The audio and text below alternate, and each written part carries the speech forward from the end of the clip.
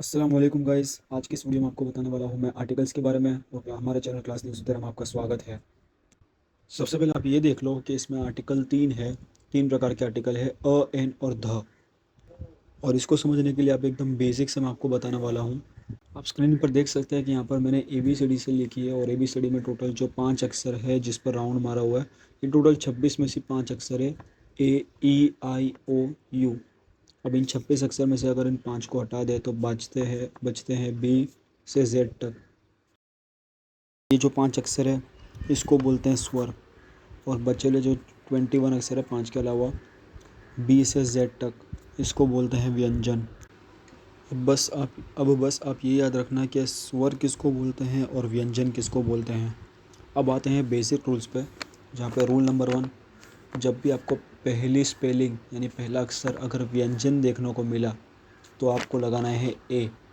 और अगर आपको पहली स्पेलिंग या पहला अक्षर आपको स्वर देखने मिले तब आपको लगाना है AN।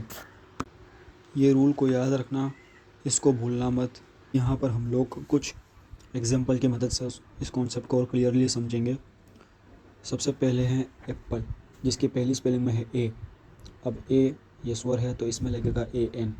दूसरा है बॉल, जिसकी पहली स्पेलिंग है B और B व्यंजन है तो इसमें लगेगा ए, अ बॉल। फिर है आई, जिसकी पहली स्पेलिंग है ई और ई स्वर है, इसके लिए लगेगा इसमें AN।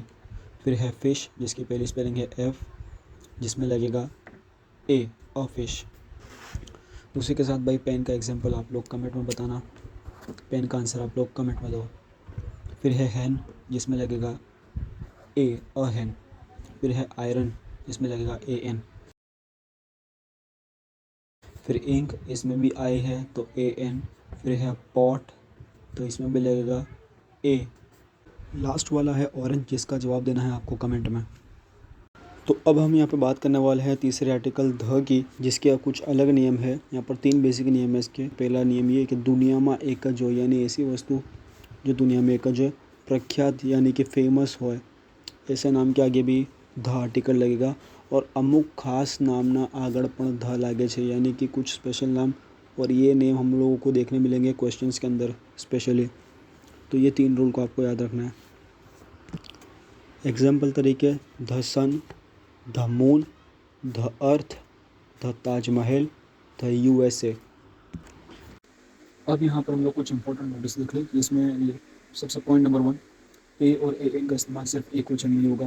पॉइंट नंबर 2, बहुवचन में यानी कि बहुवचन के अंदर ए और AN का इस्तेमाल नहीं होगा।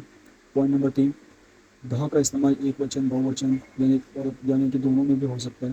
पॉइंट नंबर 4, क्यारिक अपवाद जनाए तो स्वर व्यंजन में उच्चार पर ध्यान रखो, यानी कि आपको कभी अपवाद लगे इसमें AN में तो बस आपको स्वर या व्यंजन उसके साउंड पर ध्यान देना।